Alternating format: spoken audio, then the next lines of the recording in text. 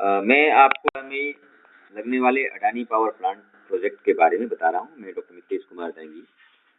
साथियों, गोड्डा में Adani power plant 14 गांवों की जमीनों को लेकर, यह जमीन 1700 एकड़ जमीन ली जा रही है और इसमें कुल लागत जो आ रहा है उसको समझने की जरूरत है। यहाँ प्रतिदिन 19,200 टन कोयला, 10 करोड़ लीटर पानी, 51,200 टन ऑक्सीजन की आवश्यकता इस कंपनी को पड़ेगा।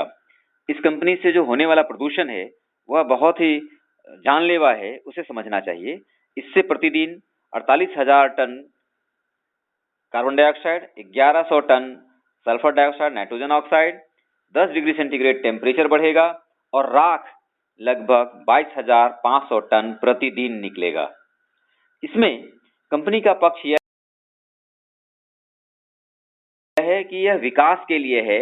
मेक इन इंडिया प्रोजेक्ट के तहत विकास होगा और विकास में यह लोगों को नौकरी देने की बात करता है। नौकरी कौन सी और कैसा? लोगों को यह कह रहा है कि 10,000 लोगों को हम नौकरी देंगे। मित्रों, मैंने एनटीपीसी के कुछ प्रोजेक्ट को देखा है। वहां जब 2000 मेगावाट थर्मल पावर लगता है और मात्र 700 लोगों को रोजगार दिया जाता है, तो यह 1600 मेगावाट थर्मल पावर में अडानी साहब 10,000 लोगों को रोजगार कैसे देंगे, यह सोचने की बात है। और हास्यास्पद बात यह है कि ये कहते हैं कि हम जो दैनिक मजदूर रखेंगे, जो हमारे लिए ईंटा ढोने का काम, ईंटा जोड़ने का काम करेंगे, उनको ये नौकरी की बात कहते हैं। और एक किसान को, जो अपने जमीन का मालिक है, जो कि किसान से जो अपनी पूरी जिंदगी जी रहा है, पेट भर रहा है, उसको ये दैनिक मजदूर में बदल करके कौन सा विकास करेंगे, यह सोचना है। अब थोड़ा कंपनी के लाभ के बारे में सोच लें। कंपनी 1600 मेगावाट थर्मल पावर लगा रही है। यह पूरा का पूरा बिजली पहले बांग्लादेश को बेचने की तैयारी थी, लेकिन स्थानीय विरोध के कारण इसमें 25% बिजली यानी 400 मेगावाट थर्मल पावर झारखंड सरकार को दिया जाएगा और 1200 मेगावाट थर्मल पावर बांग्लादेश को बेचा जाएगा। अगर आप इसके ट्रांसमिशन लॉस को देखें और इसको यूनिट में बदलें, तो 1600 मेगावाट थर्मल पावर का अर्थ होता है 3 करोड़ 84 लाख यूनिट प्रतिदिन। 3 करोड़ 84 लाख प्रतिदिन जो यूनिट आ रहा है, अगर उसमें 84 लाख यूनिट को आप इसके ट्रांसमिशन लॉस को हानि कर दें, इसको माइनस कर दें, तो यह 3 करोड़ यूनिट प्रतिदिन बेचेगा। और अगर अभी जो कीमत है 2 रुपया प्रति यूनिट के भी हिसाब से इसका दर जोड़ेंगे, तो इसमें 6 करोड़ रुपया प्रतिदिन का इसका आमदनी है। और इस आमदनी को तो बांग्लादेश में बेच करके ये 4 गुना बढ़ा सकता है, क्योंकि बांग्लादेश में प्रति यूनिट 8 रुपया और 9 रुपये की बेची जाएगी, ऐसी जानकारी मिली है। कंपनी का लाभ अगर आप इसको देख लें, तो 6 करोड़ अगर जो भारत सरकार का है कीमत, या मान लीजिए कि 6 करोड़ रुपया या झारखंड से ही कीमत मिलेगी, तो न्यूनतम जो 6 करोड़ की बात आ रही है, तो 350 दिन भी अगर ये चलता है, तो एक साल में 2100 करोड़ रुपए का मुनाफा इस कंपनी को होने वाला है।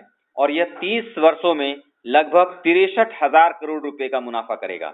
जो साथी नौकरी की बात कर रहे हैं और जो साथी इनको समर्थन कर रहे हैं, उनके लिए मैं कह रहा हूं कि एक व्यक्ति को अगर ये नौकरी भी दे देगा और 20,000 रुपया भी महीना देगा, तो आपको पूरी उम्र में यानी 30 साल में यह आपको सिर्फ 72 लाख रुपया देगा।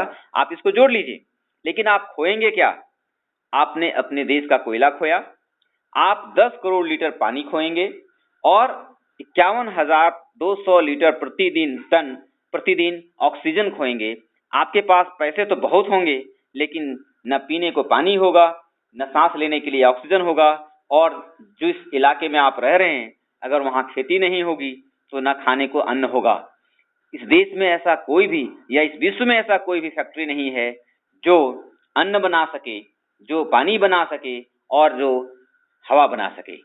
यह इसी धरती से पैदा होगा, इन्हीं पेड़ पौधों से पैदा होगा।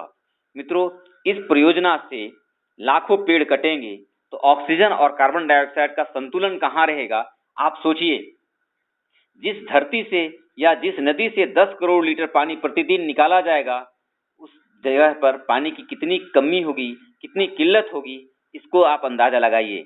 आज स्थिति यह है कि 1 लीटर पानी 12 रुपये में मिलता है, और अगर यहाँ पानी इतना कम हो जाएगा तो कितने रुपये में मिलेगा? और आपको नौकरी में मिलने वाला जो पैसा है, उससे आप कितना लीटर पानी पिएंगे, इसका अनुमान लगा लीजिए। कहने का लबोलुबाब ये है कि यह पूरा का पूरा हानिकारक प्रोजेक्ट है, और इसलिए हानिकारक है क्योंकि भारत सरकार को उसके आंकड़े के हिसाब से देश में थर्मल पावर या सभी पावर मिला करके 5000 मेगावाट थर्मल पावर हमारे पास सरप्लस है। ऐसी स्थिति में नए थर्मल पावर प्लांट लगा करके देश के किसानों का सत्यानाश करके, देश के किसानों को बेरोजगार करके उनकी जमीनें छीनने की ये साजिश है, और इस देश के संसाधनों को पूंजीपतियों के हाथों में देकर इस देश के संसाधनों की लूट करने की जो साजिश है, इस साजिश को नकारना पड़ेगा, इस साजिश को हमको बंद करना पड़ेगा और इसके खिलाफ आपको एकजुट होना पड़ेगा। धन्यवाद।